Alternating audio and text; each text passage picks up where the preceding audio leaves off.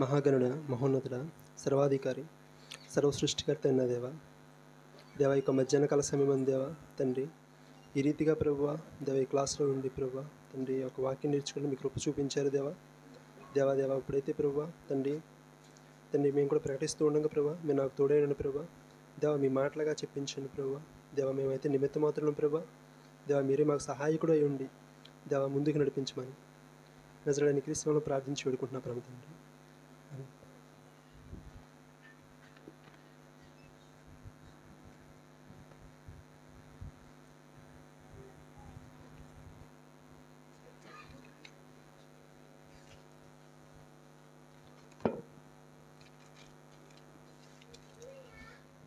యోహాను సువార్త 21:15 నుంచి.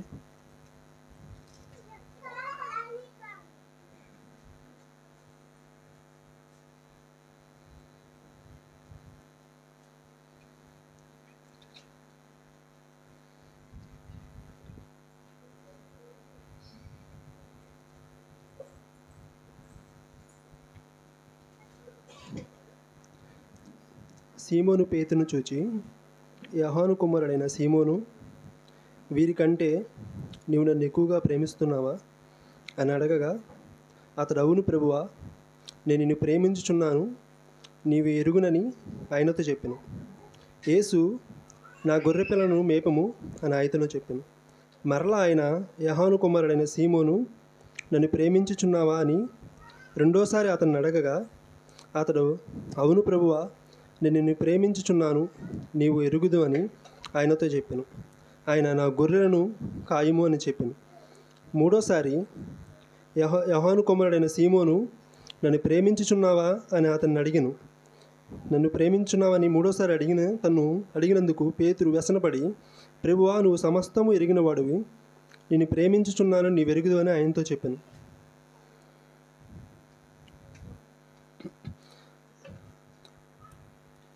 పేతురు విషయంలో దేవుడు యేసయ్య పేతురు దగ్గరికి వచ్చి, నన్ను ప్రేమిస్తున్నావా నన్ను ప్రేమిస్తున్నావా అని చెప్పి 3 సార్లు అడిగాడు.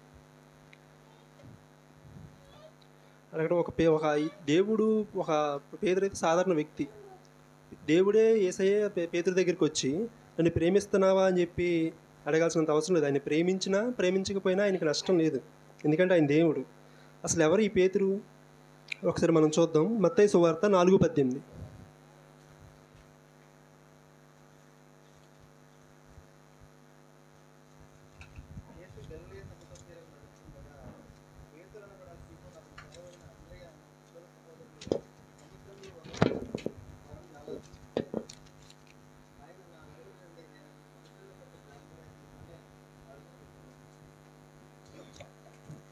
మనం పేతురు చూసినట్టయితే 12 మంది శిష్యుల్లో ఒకడు పేతురు. యేసయ్యకి పేతురు చేపలు పట్టే జాలరే.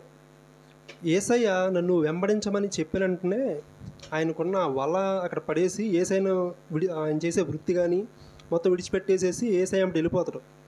అంటే వెనక ముందు ఆలోచించడు, ఆయన చేసే వృత్తి ఏంటి, అంటే తను వెనక మళ్ళీ భార్య పిల్లలు ఉంటారు, వాళ్ళు ఏంటి, ఆ విధానం కూడా ఏం ఆలోచించకుండా ఆయన చేసే యేసయ్య రమ్మని చెప్పంగానే వెనక ముందు ఆలోచించడు, అక్కడ పట్టేసి వెళ్ళిపోతాడు. అంటే ఇక్కడ మనం చూసినట్టయితే ఏ నిర్ణయం అయినా సరే పేతురు త్వరగా తీసుకుంటాడు. ఏ నిర్ణయం చెప్పి త్వరగా తీసుకుంటాడు. ఆ నిర్ణయం మీద స్థిరంగా నిలబడ్డాడు. అంటే చంచల మనస్తత్వం కలిగినటువంటి వ్యక్తి పేతురు. అదే మత్తయి సువార్త 14:28 చూసినట్లయితే,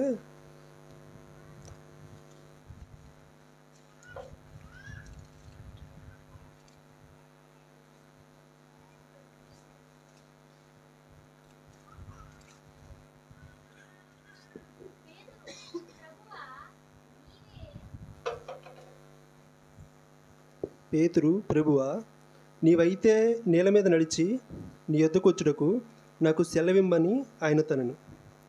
ఇక్కడ ఈ సందర్భంలో చూసినట్లయితే యేసు ప్రభు వారు సముద్రం మీద నీళ్ళ మీద నడుచుకుంటూ వస్తూ ఉంటారు. ఈ పేతురు పడవలో ఉంటాడు.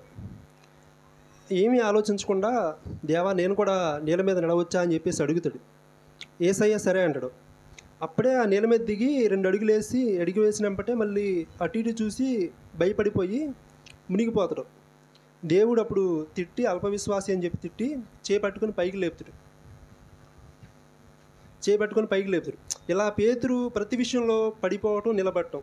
అప్పుడే బలంగా ఉంటాడు, అప్పుడే బలహీనం అయిపోతాడు. దేవా నీ కోసం ఏదైనా చేస్తానంటాడు, మళ్ళీ నీ కోసం చేస్తే నాకేంటంటాడు. ఇలా ప్రతి విషయంలో పడిపోవటం, నిలబడటం. పేతురు యొక్క జీవితమే అలా ఉండేది. కానీ ఇలాంటి వ్యక్తిని దేవుడు ఎలా ప్రేమించాడు? ఇలాంటి వ్యక్తిని ఒక సందర్భంలో మళ్ళీ మనం చూసినట్లయితే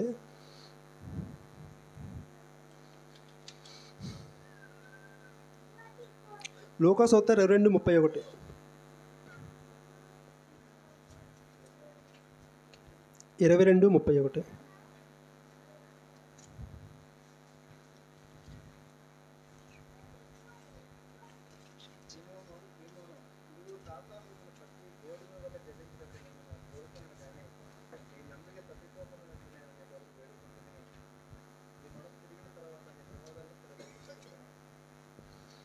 ఇక్కడ చూసినట్టయితే ఆయన మరణానికి అప్పగించే ముందు దేవుడు 12 మంది శిష్యులతో మాట్లాడినప్పుడు పేతురు అంటాడు, ఆయన మరణానికి అప్పగించబోతున్నానని చెప్పంగానే యేసయ్య నీ ప్రాణానికి నా ప్రాణం వడ్డేస్తా, నువ్వు చెరలో ఉంటే నేను కూడా చెరలా ఉంటానని చెప్పేసి ఆ మాట అంటాడు. అసలు వెనక ముందు ఆలోచించడు, ఆ మాట చెప్పేస్తాడు. తర్వాత అదే మత్తయి సువార్త 26:69 చూస్తే,